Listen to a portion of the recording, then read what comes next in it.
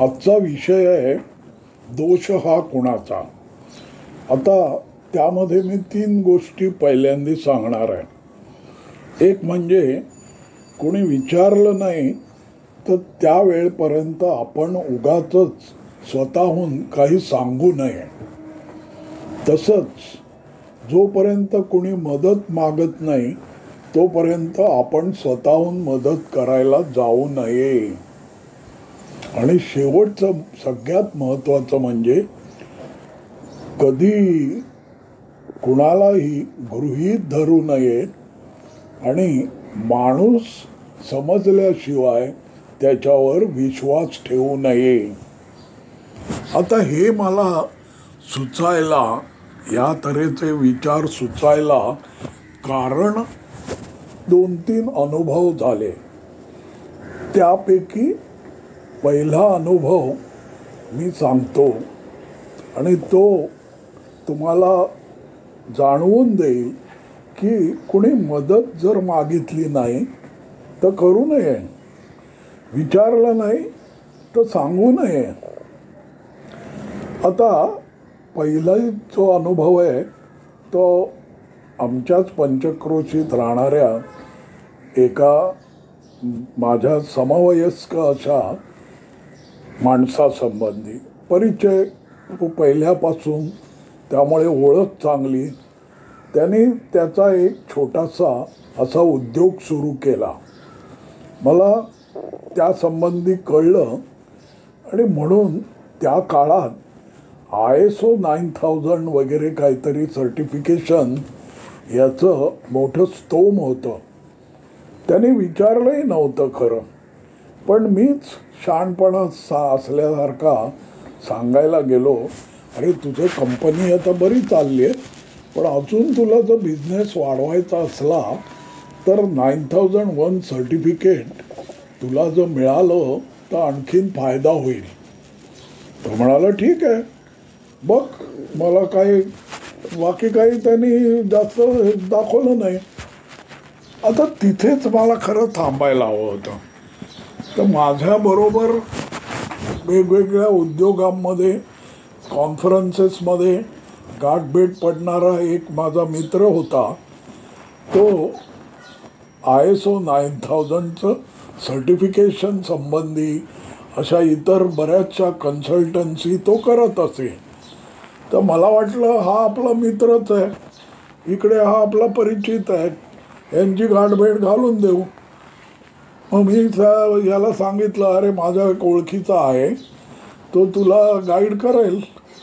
तो मला चालेल. मग त्याने काय खरं मागितलंही नव्हतं, पण मीच जणू त्याच्याशी बोलून या दुसऱ्या मित्राला सांगितलं की अरे असं असं आहे, माझा एक असा उद्योग करतोय छोटासा, तर तू येऊन एक्सप्लेन कर, प्राथमिक किंवा काय व्हिजिट कर.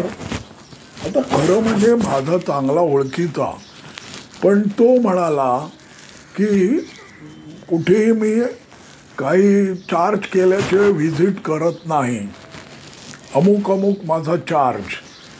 आता मी मधल्यामध्ये तोंडघशी पडलो.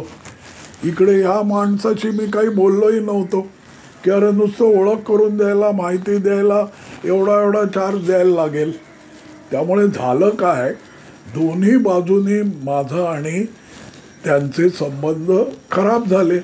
कारण ह्याला मी बोलवू शकत नाही आणि तो जो आहे तो पैसे काही द्यायची त्याची इच्छा नसू शकते. तर असा हा पहिला अनुभव. पुढचा अनुभव पुढच्या भागात तुम्हाला सांगतो.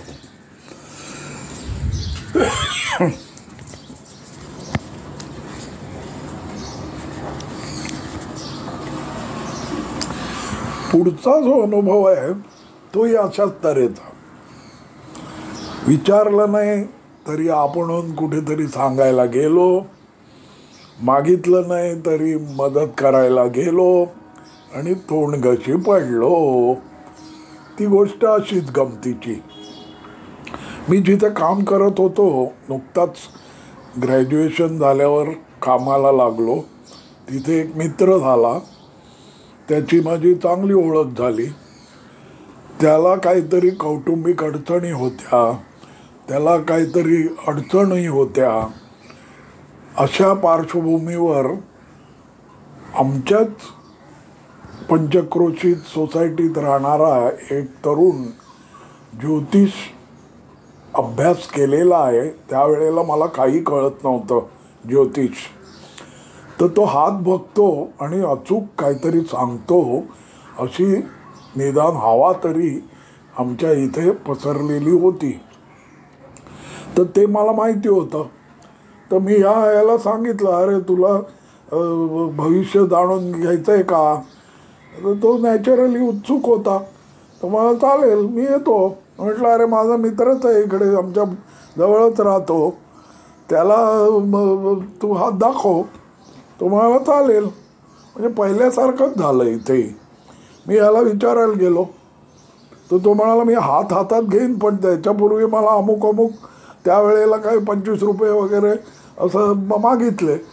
इकडे हा माझ्याकडे बघायला लागला, अरे मला बोलवलं, मला कल्पनाही नाही. आणि त्या काळात काय असं कोण भविष्य सांगायला उठसूट पैसे द्यायचे नाही. म्हणून परत तीच कहाणी. आई नाराज, तोही नाराज. मी कुठून स्वतःहून बोलायला गेलो आणि मदत करायला गेलो. आणि म्हणून मला समजलं, विचारल्याशिवाय सांगू नये, मदत केल्याशिवाय देऊ नये. बरं, आता तिसरा अनुभव. तो कुठला? तर आमच्याच घरामध्ये पाणी गळत असल्यामुळे वरून भिंत वगैरे खराब झाली होती. टाकी आम्ही वरची ती गळत होती, त्यामुळे भिंत खराब झाली. आणि अशा वेळेला आम्हाला वाटलं की निदान काहीतरी त्यावरचे टाकी इतर काम करून घ्यावं आणि बघूया काय करायचं ते. तर पहिला त्यांनी लांबी वगैरे एका जवळच्याच माणसाला विचारलं. तो मला चालेल, मी देतो पेंटिंग करून. आणि म्हणजे त्यांनी ती लांबी बिंबी लावली, कारण सगळे खड्डे बिड्डे भिंती खराब झाली होती. आणि मग आम्हाला लक्षात आलं की अरे हे पाणी पावसामुळे वाटेल तसं झिरपत आत येतं, तर ही भिंत काही पूर्ण बरोबर झालेली नाही. म्हणून त्याला सांगितलं की अरे थांब तू जरा, आतमध्ये काही दिवस जाऊ दे, ही भिंत जी आहे ती जरा चांगल्यापैकी सुकू दे. पाऊस इतकं पावसाळ्यात ते करायला गेलो, तर पाऊस थांबू दे आणि मग आपण करू. आणि मग त्याप्रमाणे 2-3 महिने गेले. आम्ही त्याला ॲडव्हान्स दिला होता. त्या मानाने त्यांनी काहीच काम केलं नव्हतं. आणि डबा बिबा तो घेऊन गेलेला, कारण लगेच विकत आणलेला डबा. मग सगळं पावसाळा संपला, आम्ही काम करायचं ठरवलं. तर त्याला फोन करावा तर तो कधी रिस्पॉन्सच देत नव्हता. कसा बसा फोनवर आला आणि तो काय नाही मी असं काय बोललो नाही. म्हटलं अरे बाबा तू आपलं असं ठरलं होतं नंतर करायचं. तर तो काय करायलाच तयार नाही. मग म्हटलं अरे बाबा डबा तर तू घेतला होता, तर तो डबा तरी आणून दे. तो म्हणाला त्याने वापरलाही असेल. आम्ही त्याच्या जेव्हा मागे लागलो तेव्हा तो म्हणाला ठीक आहे डबा आणून देतो. काही केलं त्यांनी ना डबा आणला, कारण त्यांनी काय केलं असलं तर एक फुटकळ 10% काम केलं होतं किंवा 20%. उरलेले ॲडव्हान्सचे पैसे आमचे वाया गेले. म्हणजे त्याच्यावर विश्वास ठेवला की हा इमानदारीत येईल, आपण सांगू तेव्हा ते काम करेल. पण नाही, आम्हाला दुसरा पेंटर बोलवायला लागला, 4 पैसे जास्त द्यायला लागले आणि ते काम झालं. तेव्हा आजच्या मुक्त संवादात दोष कुणाचा? तर माझाच जणू. तसं व्हायला नको असेल तर विचारल्याशिवाय सांगू नये, मदत मागितल्याशिवाय देऊ नये आणि माणूस समजल्याशिवाय कुणीही कोणावरही सहसा विश्वास ठेवू नये. धन्यवाद. मी सुधाकर नाथ.